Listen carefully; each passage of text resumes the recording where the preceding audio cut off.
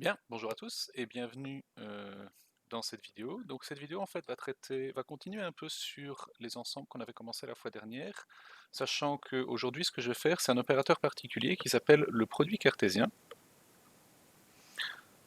Et alors c'est un mot très compliqué, cartésien, pour quelque chose somme toute d'assez simple. En fait, donc vous avez vu, l'idée de base c'est qu'avant les autres opérateurs qu'on a vus, donc l'intersection, l'union, etc., ça définissait un nouvel ensemble à partir d'ensembles existants, d'accord? Donc par exemple, on avait, si je veux prenais l'intersection qui était quelque chose comme ça, ok? Donc l'intersection c'était cette chose-là, si vous vous souvenez, et en fait on disait du coup, en fait on définissait l'intersection comme en gros un morceau des ensembles A et B, ok? Et en fait le produit cartésien il est particulier dans le sens où l'ensemble qui va résulter de cette opération, en fait ce ne sera pas un morceau de A et B, l'idée de base c'est que en fait on veut créer un ensemble où un élément de l'ensemble résultat, ça va être composé à la fois de quelque chose de A et de quelque chose de B. D'accord? Donc l'idée c'est en gros de... bon, peu importe.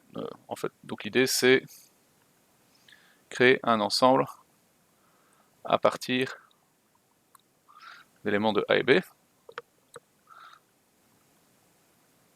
Alors comment est-ce que ça marche? En fait, donc l'idée de base c'est que on aimerait bien se dire, en fait, un élément de mon ensemble, un élément, ah, un élément de mon ensemble, en fait, on aimerait bien dire que c'est un petit morceau de A et un petit morceau de B. C'est ça qu'on veut faire, en fait. Donc, en quelque sorte, l'idée, ce que ça va faire ici, c'est que c'est un opérateur qui va en quelque sorte augmenter la dimension. J'écris presque aussi bien qu'un médecin. Augmenter la dimension d'un ensemble. Alors, vous allez voir tout de suite à quoi ça va servir. Donc, l'idée, c'est d'obtenir quelque chose comme ça, d'accord? Alors, pour obtenir quelque chose comme ça, il faut qu'on définisse, bah, c'est quoi cette chose-là, ok? Alors, on va avoir besoin pour ça d'une petite définition, c'est la définition de couple. Alors, qu'est-ce que c'est qu'un couple? Donc, un couple, en fait, c'est une séquence ordonnée de deux éléments. Un couple, c'est quoi? C'est une séquence ordonnée de deux éléments. D'accord? Tout simplement. Et on va noter ça. Noter comme ça, par exemple. A, B. Ok? Tout simplement. Et alors, si la séquence qu'on prend, elle n'est pas ordonnée, en fait, on appelle ça une paire. Donc, remarque, du coup, une paire. Si c'est pas ordonné, en fait, c'est comme un ensemble de taille 2, en fait. Hein. Donc, une paire, c'est un ensemble de taille 2, et qu'on va le noter comme un ensemble, par exemple. Noter quelque chose comme ça. D'accord? Donc, deuxième remarque, alors du coup, alors, AB, comme on est avec une séquence ordonnée, c'est pas la même chose que BA, ici. Hein. Faut faire très attention. D'accord? Donc, par exemple, évidemment, quand vous travaillez dans le plan, ça, c'est par exemple de 1, celui-là, et ça, c'est 1, 2. Ok?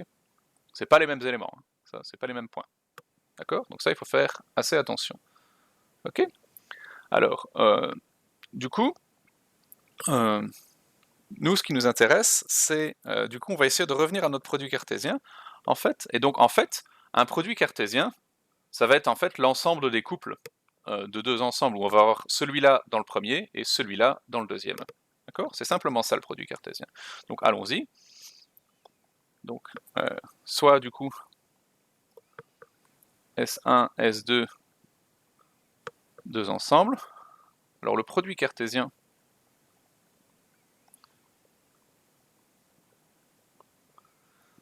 de S1 et le produit cartésien entre S1, S1 et S2, qu'on va noter avec une grosse croix. S1 croix S2. Ça, c'est défini comment? Alors, S1 croix S2. Donc, on a dit que c'était un ensemble de couples. C'est ce qu'on voulait. Donc, ça va être l'ensemble des l'ensemble des couples AB. Et alors nous on a dit qu'on voulait que A soit dans S1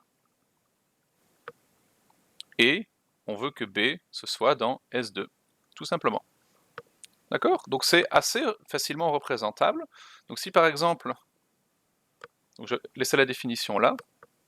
Donc si par exemple j'ai S1 c'est égal à A, B, C et S2 c'est égal à disons quelque chose comme BD. Ok? Alors S1 croix S2,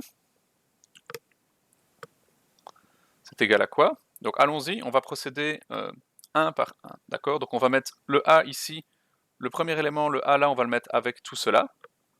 D'accord? Ensuite le B, on va le mettre avec tout cela. Et ensuite le C, on va le mettre avec tout cela. D'accord? Donc allons-y. Alors du coup, on va avoir AB, on va avoir AD, d'accord? On va avoir ensuite BD, on va avoir ensuite CB, et après on va avoir... qu'est-ce que je raconte? Je raconte des conneries, moi. Je raconte des bêtises.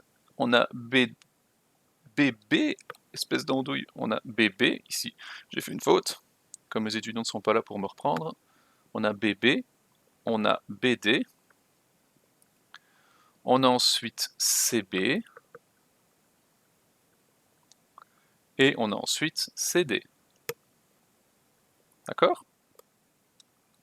Alors vous remarquez que comme AB,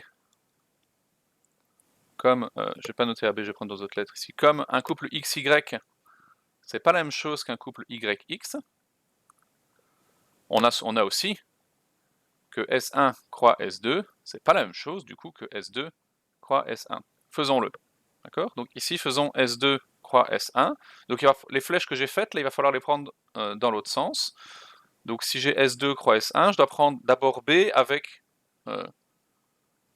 tous les éléments de S1. D'accord? Allons-y.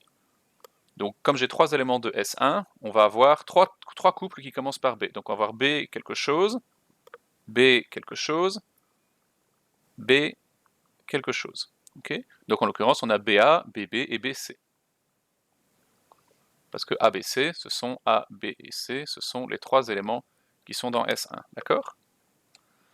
Alors ensuite, avec D, on a également 3 couples.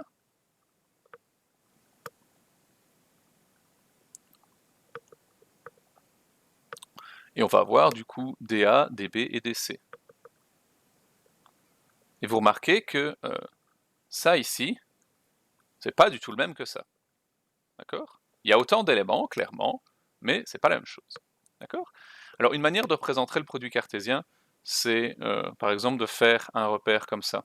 C'est pas pour rien qu'on appelle que le plan dans lequel on dessine des droites, etc., on appelle ça le plan cartésien. Donc ici, si je mets S1 ici, et si je mets S2 là, d'accord? Donc je vais avoir S1, ça va être A, B, C, et S2, ça va par exemple être B, D. Une manière de le voir très rapidement, du coup, à quoi ça ressemble un produit cartésien, on peut le faire comme ça, d'accord? Ce qu'on appelle la représentation cartésienne. Donc là, on va voir plein de petits couples, hop, et on peut les voir très facilement, ok? Donc là, on a AD, là, ici, on va avoir BD, là, on va avoir CD, ici, on a CB, là, on va avoir BB, et là, on va avoir AB. D'accord? Voilà, voilà.